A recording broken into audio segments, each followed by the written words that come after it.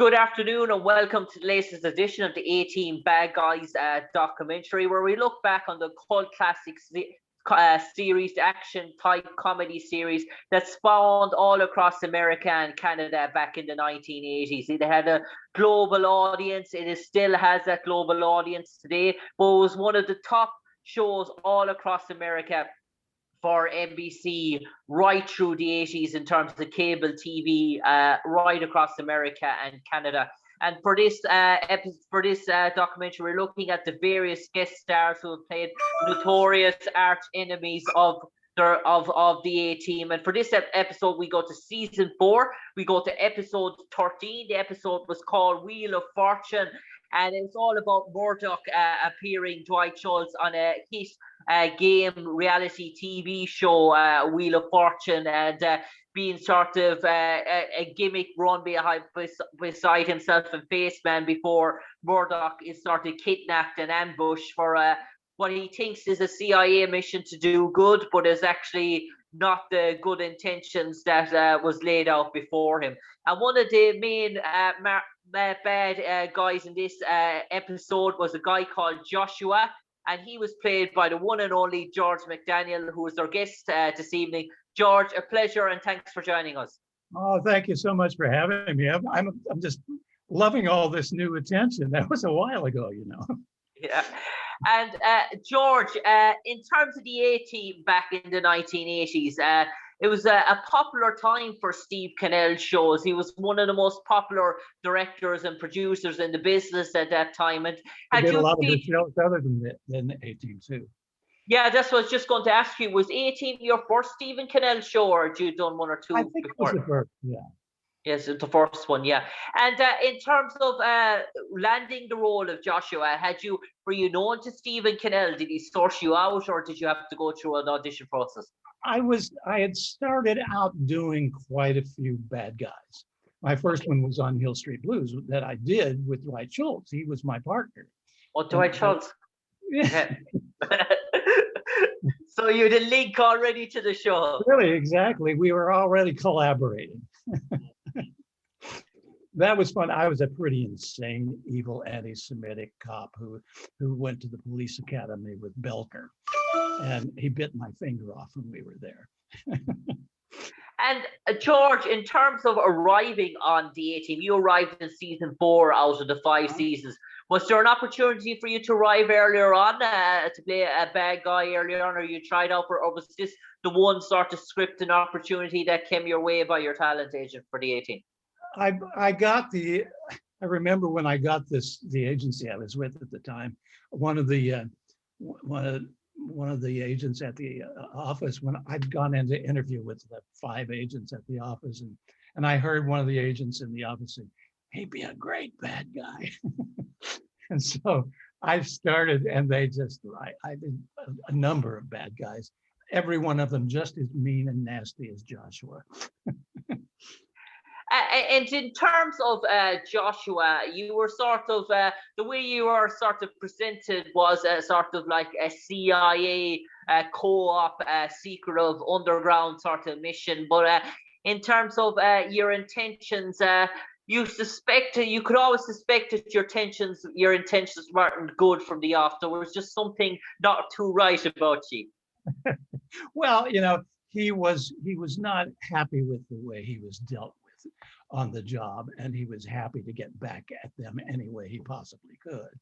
And this seemed like a really good way, although he was involved with a lot of other nefarious people. It's a fun idea to be able to convince Dwight's character that he needed to go away with us and help us in a foreign land, because that was the theory behind all this, that we were going down to South America and we were going to rob this casino. Yeah. Of course, the casino was in Las Vegas. And George, in terms of, I know the A-Team was renowned. They had some of the best stunt guys in the business, and even for the bad guys as well, they used to bring in sort of mere copies of stunt doubles. So did you have a stunt double for your time on the A-Team?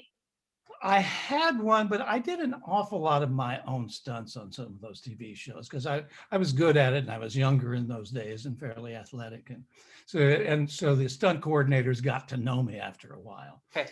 But the A-Team, I think, was fairly early on. And so I had somebody on that.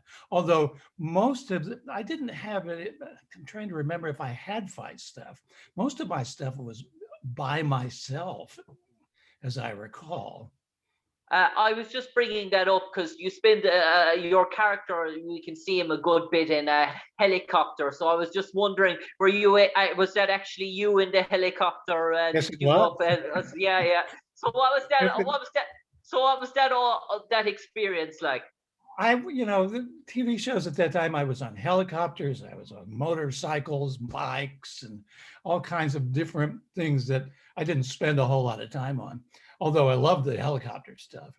We flew out over the ocean before and then came back. It was great. That wasn't part of the scene at all. We just flew out there. The pilot took me out.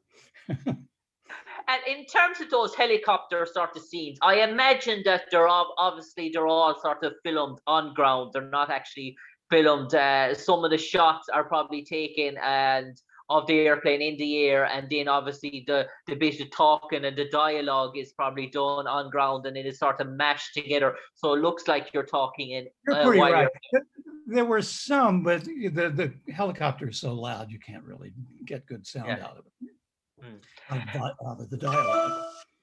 Yeah, and in terms of being a bad guy and being one of the main bad guys in that episode, you're sort of brought in as a guest star. You have 2 or 3 guys who are just sort of under you as well, playing the sort of that sort of similar roles. So do you sort of bond with your fellow guest bad guys with that episode? Try and get to know them, try and build a sync so the episode well, or is it just so busy that you just arrive in that morning, the day shoot, and you just don't know who the guy who's going to be the bad guy beside you, and when you shoot that day, you just have to work on the spot and try and make that connection? Well, a lot of times you haven't ever met whoever that is, but after a while, after doing a lot of nighttime action adventure television, I got to know pretty much all the stunt guys, and there were 2 or 3 guys who always did my stunts for me. And I did the ones that were not dangerous. And you mentioned working with Dwight Schultz in the past. So did you sort of phone up and ring to Dwight when you heard you were going to be on the show for the A-Team? And what was his initial reaction? Yeah, his initial reaction was great. We had done my first big nighttime TV show was Hill Street Blues. Yeah. And Dwight and I had been cop partners on that. And so I knew him well. So I kind of was like hoping to surprise him. Oh, something surprising. Okay. And he was surprised and delighted. And we got along great. Great sense of humor, wonderful actor. I'd worked with him in that show, and I had also seen him on Broadway in a Sherlock Holmes piece. And I know, George. George, you mentioned Dwight, and you mentioned his theatrical sort of background, and when he arrived on the A-Team, obviously he was probably the less known of all the other 3 main stars. You had George Peppard, big movie star, Breakfast and Tiffany's, one of those sort of playbys of the 1960s, 70s. You had Dirk Benedict coming from the sci-fi world, the Battlestar Galactica. Then you had Mr. T coming from the world wrestling sort of entertainment. So Dwight was one of those people that sort of started off as people wondering, who is this guy? But by the end of the five seasons, everybody knew him, and he sort of stamped his authority on that show. I knew Dirk from before too. We had worked together in the theater. There at the Music Center here in Los Angeles, although I'm actually in Ventura. I don't live in Los Angeles anymore. But in those days, I got a lot of jobs from the producer down there covering the stars and the shows down there. And so Dirk and I met, I think it was on, was it Charlton Heston and the ladies. name. Anyway, it was a Eugene O'Neill play. We were Jamie and the younger son. Yeah. Heston and that wasn't Vanessa Redgrave, because I did a show with Heston and Vanessa as well. There were lots of great plays done down there at those times, because Robert Fryer who was the producer down there, had been a Broadway producer, so he got some big names to do his shows down there. And I suppose, yeah, and I suppose, George, you mentioned there appearing on the A Team, and I suppose you were probably you mentioned about being a well-established sort of star, you're making your way up the business yourself at that time. But still, was it getting to work beside George Peppard, or getting to know George Peppard as an actor? Did you sort of gravitate towards him and try and watch him because of his body of work that he's accomplished? Were you still trying to learn while you were on the set of the A-Team? Well, George and I didn't work together that much. I think toward the end of the episode, there's a big gunfight scene. And I think that may have been our time. I don't know. You've seen the piece more recently. Yes. Yeah, you're correct. You're correct in that. I was just wondering offset in terms of shooting, in terms of having a lunch or having a chat or being on the set and get to see other scenes at the time. I love that part about the business anyway, and I worked with a number of wonderful big name actors in nighttime television, who were then graduating over into the TV world because there was a lot more work there. And I suppose they tended to be very friendly and open for the most part. I never met anyone I went, oh, well, I don't think I ever want to see you again. They were all very pleasant people. And sometimes they would give parties at their home after the shoot. And George, in terms of your appearance on the A-Team, when you arrived on set, did you get the feeling that this was a slick, sort of polished, smooth sort of operation, that there was no sort of flaws in terms of waiting around all the scenes, everything was cut to a fine art? Did you feel that you were dealing with a sort of well-run oil machine in the A-Team when you arrived on set? Yeah, well, very much so. It was quite well organized, and they were, for my part, a lot of those scenes, like when I'm wandering in the mountains, we shot those. It was just me all day, and then climbing on the helicopter and flying away. But it was fascinating work, not easy work. It was because we were outdoors most of the time on that show, and we went through more. My joke was that I think we used more ammunition than they did during the Vietnam War, just in that episode alone, the last gun battle scene. And the AK-47, I was shooting all this really high-tech stuff at the time. Yeah, and one thing that sort of struck me, I was actually talking to Vince McKeown, and he was telling me, in terms of one of those sort of shoot scenes, that it was some guy's job on the set for that particular episode to shoot a clay sort of gun near the actress, to give that sort of sound of an exploding sort of real sort of gunfight, in terms of that the stunt coordinators, in terms of all the sort of shoot scenes, were, even though no one got hurt, they wanted to really sort of mimic what real gunfire was like. And was that a sort of similar experience for yourselves? Pretty much so, although, at that point I'd done quite a few shows, but I don't think I'd ever worked on a show where we shot that much. I mean, shot guns that much. It was the last scene, especially. That's where I was shooting the AK-47. You have a tremendous feeling of power when you're doing it, and you have to be lucky that those aren't real bullets in there, because it goes and you just go, hey. And George, in terms of, I know it's a long time and I'm sort of stretching here, but in terms of that episode of the A-Team, were you sort of looking at maybe 2 weeks from the time you arrived on to the time they said that's a wrap in terms of the final sort of shoot? I think I don't really remember the Yeah. actual time. It's more like a week and a half. They like to shoot them in those days, somewhere between 10 and 14 days. Okay. Okay. And were they sort of early, sort of morning days that would run into, were you looking at 10-hour days most Yeah. Oh, days? yeah. Easily. Usually more. Usually more. Yeah.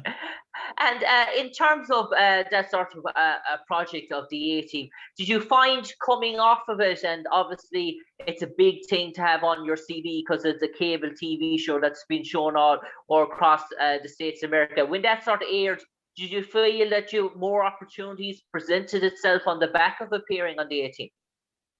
Well, I had a number of those kind of nighttime shoot 'em up shows, but I think the A Team was helpful in getting me even more of them. Yes.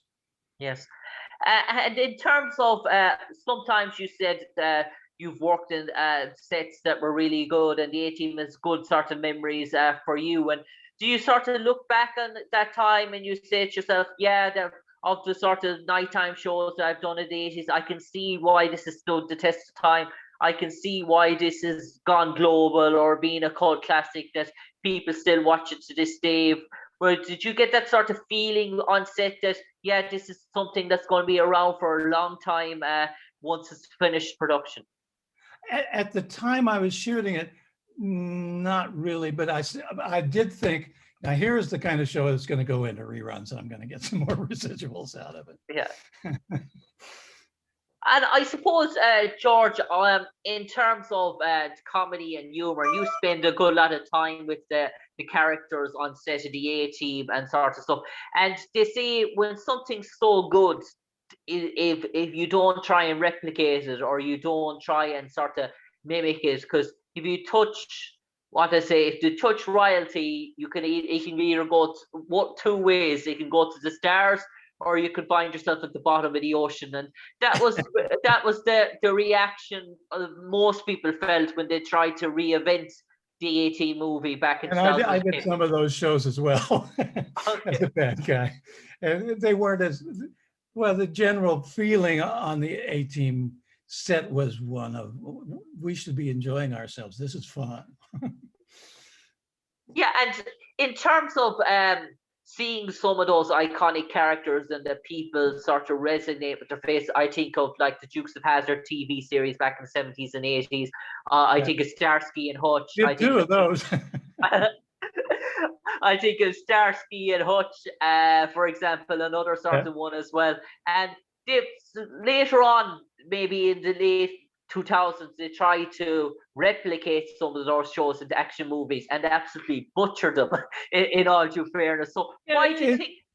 It looks simple on the outside, but it's very complex. And first of all, I've been on some shows where for one person was the star, and you just feel for them because they're working usually 14-hour days every day. They're on the set from 5 o'clock in the morning till late afternoon, and it's an exhausting thing. And you're in there doing like at least 26 episodes if you're the star. So it can be a very difficult physically on people, especially if it's an action adventure show like A Team. But they divided that up a number through all the other actors as well, so it wasn't as bad. George, I suppose we're coming to our near conclusion, but I want to finish off the question I ask all these actors. It's a sort of finish up sort of question. For your time in the A Team, if there was an encyclopedia or a dictionary created, and they put all the guest characters who appeared on the A Team into that dictionary, and they left 2 blank sentences underneath it, sort of a synopsis of the character, not an epitaph, but more synopsis. And your talent agent got onto you and said, listen, George McDaniel, they want you to provide 2 lines for the A Team dictionary for the synopsis of Joshua. Having portrayed that character, what would you like those 2 sentences to read to describe him?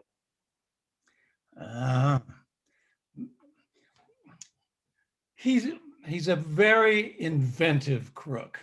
This whole business of creating this scenario to use this person to help them get away with stealing, and convincing that person that they were making people in a South American country freer because of the actions they were taking. I thought was a great way to deal with him dealing with the character that Dwight was playing, because Dwight had he had a kind of like, I'm a hero, but sometimes I'm not too bright kind of thing about him. And on that note, George McDaniel, an absolute pleasure talking to you today to relive your time on the A-Team, where you appeared on season 4, episode 13. You played the character Joshua on Wheel of Fortune, which aired throughout the United States and Canada back in 1984. And no doubt it still airs in different countries all over the world. And yeah, even those residual checks, even if they're small enough now to buy a cup of coffee or something. Nice to be seen. Nice to be seen. George, an absolute pleasure, and take care, mate. I very much enjoyed it. Thank you, Jim, for doing it. Cheers. Take care, George. Right, bye-bye.